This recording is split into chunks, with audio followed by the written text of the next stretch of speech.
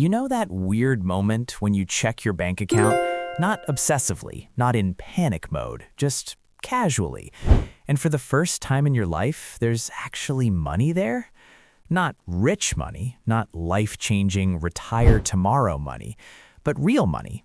Like maybe you've got $12,000 saved, or $18,000, or you finally cracked 25K and you're sitting there thinking, wait, is this what being good with money feels like? And at first, it's exciting. You feel lighter. You sleep a little better. You stop doing that thing where you mentally calculate your balance before ordering guac. You start thinking, okay, maybe I'm finally getting ahead. But then, something strange happens. The motivation that got you here, it fades. The urgency, gone. The fire that made you say no to trips, dinners, upgrades, impulse buys, it cools off. You don't blow everything up overnight. It's quieter than that.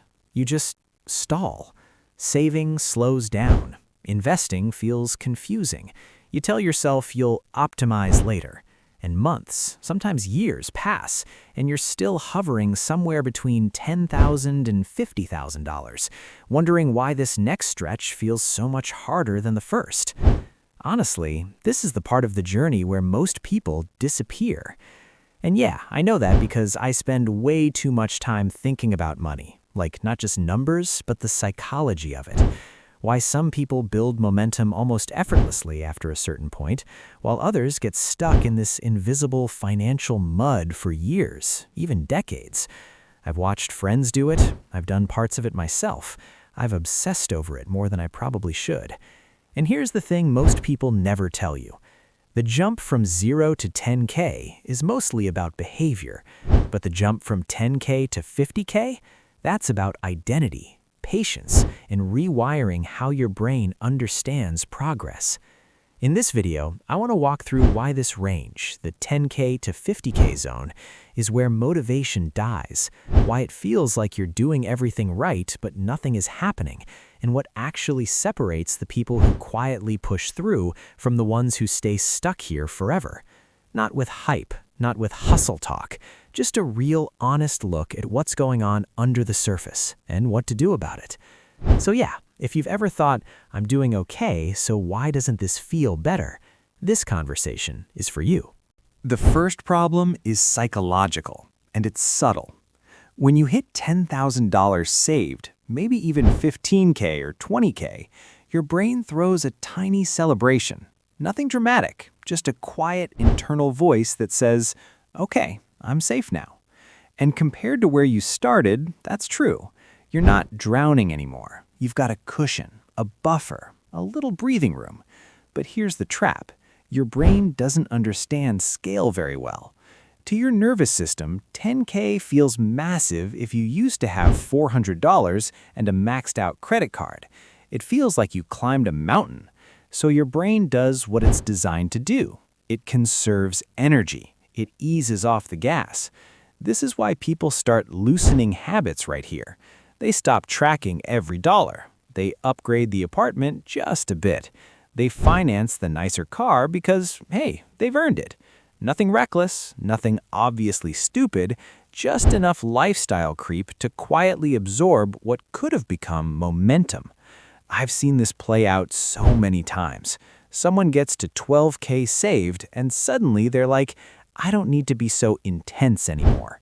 And they're right. Intensity alone isn't sustainable, but what replaces it matters. Because if nothing replaces it, no system, no long-term framework, you stall.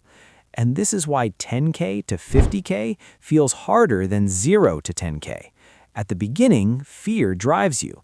Later, comfort sedates you. Why it matters?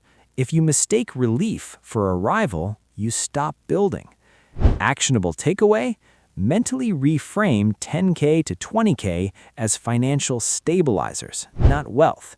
They are the foundation, not the house. Treat them like scaffolding, necessary but temporary. Early progress is loud. You save your first $1,000? Huge. You pay off a credit card? Instant dopamine. You hit 5K? Screenshot, celebration. But between 10K and 50K, progress gets boring. You might save $800 in a month and your net worth barely feels different. The chart moves, but slowly. There's no fireworks, no dramatic before and after. It's like going to the gym after the beginner gains are gone. You're still showing up, still lifting, still doing the work, but the mirror doesn't reward you anymore. And humans are terrible at sticking with things that don't give immediate feedback. This is where people start asking dangerous questions. Shouldn't this be going faster? Am I even doing the right thing? What's the point of another $1,000? I remember staring at my own numbers during this phase, thinking, I'm doing everything right, so why does this feel so underwhelming? And that feeling is exactly what makes people quit, not consciously, but emotionally. They don't stop saving entirely, they just stop caring as much. Why it matters? Invisible progress feels like failure, even when it's not. Actionable takeaway? Track rates, not totals. Monthly savings rate, investment contribution streaks. Consistency beats excitement at this stage. Early on, motivation comes from pain, stress, fear, embarrassment, that low-level anxiety when you open your banking app. But between 10K and 50K, that pain is gone, and nothing has replaced it yet. You're not rich enough to feel inspired by compounding. You're not broke enough to feel urgency. You're in the middle. In the middle is emotionally flat. This is where people think something is wrong with them. Like, why don't I feel as motivated anymore? Did I lose discipline? No, you just outgrew fear-based motivation. What you need now is identity-based motivation. You don't save because you're scared. You save because you're the kind of person who builds margin. You invest because that's what you do now. That shift doesn't happen automatically. You have to choose it. Why it matters. If you rely on fear forever, you burn out. If you don't replace it, you drift. Actionable takeaway. Start thinking in terms of who you are becoming, not what you're escaping. Language matters. I'm building hits differently than I'm avoiding. When you're broke, lifestyle creep is obvious. When you're wealthy, it's manageable. But in the 10K to 50K range, it's invisible. It's not the big splurge. It's the $300 here, $200 there, the subscription you forgot about, the nicer version of everything. You're not blowing money, you're leaking it.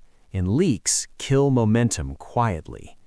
People tell themselves, I can afford this now, without asking the more important question, what is this replacing? Because every dollar has a job, even if you don't assign it one. Why it matters.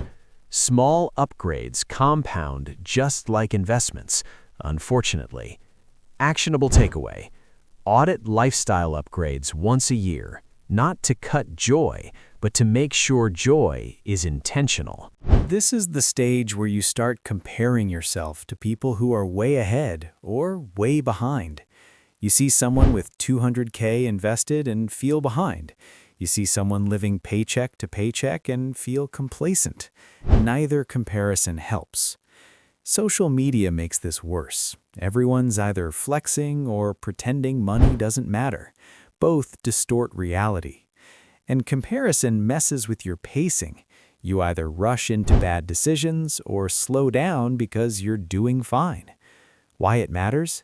Your financial timeline is fragile in this range. Actionable takeaway?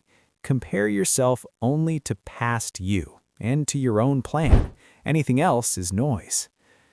Up to $10,000, saving does most of the work. Beyond that, investing becomes unavoidable. And investing introduces uncertainty. You can save perfectly and still have down months, red numbers, volatility. That messes with people who finally felt in control. So some people avoid investing altogether. Others dabble without a plan. Both slow growth. Why it matters? You can't save your way to scale. Actionable takeaway? Automate boring investments. Simplicity beats brilliance.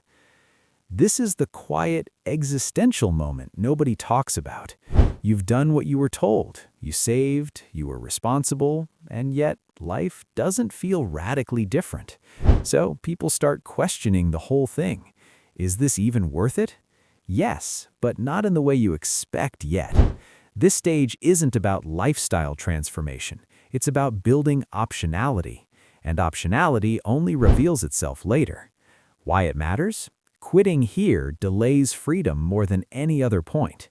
Actionable takeaway?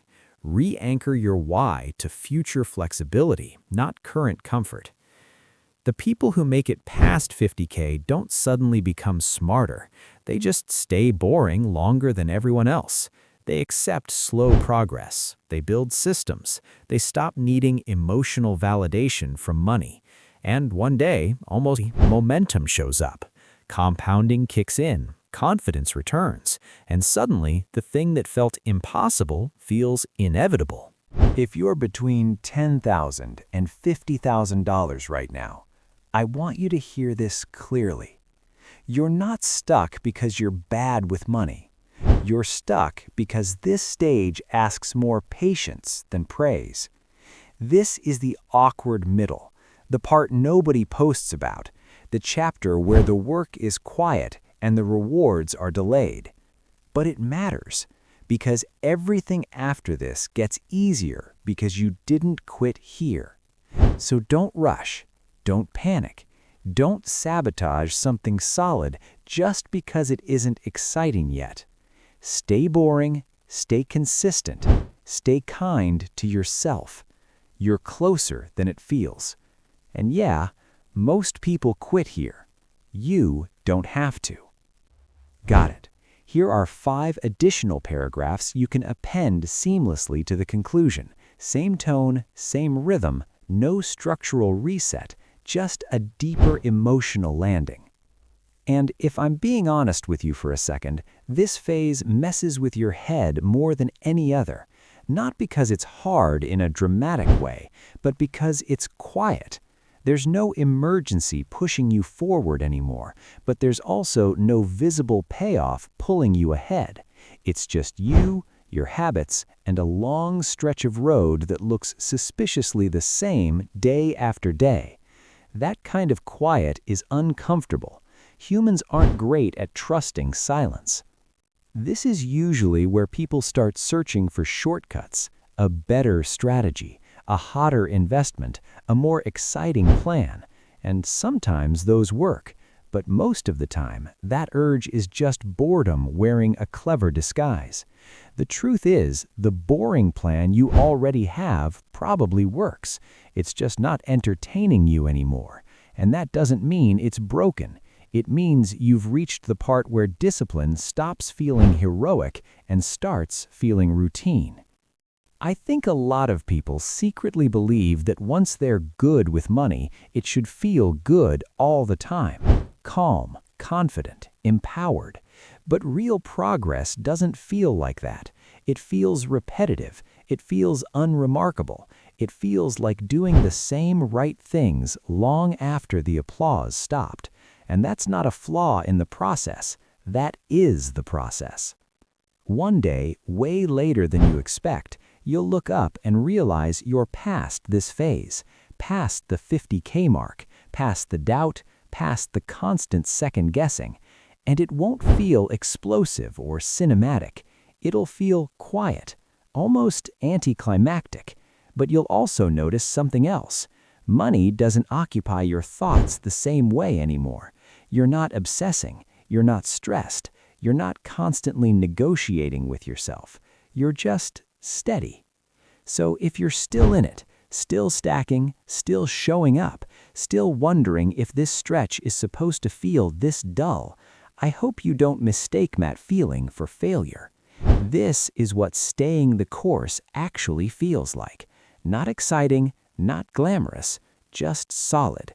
And sometimes, solid is the most powerful place you can be.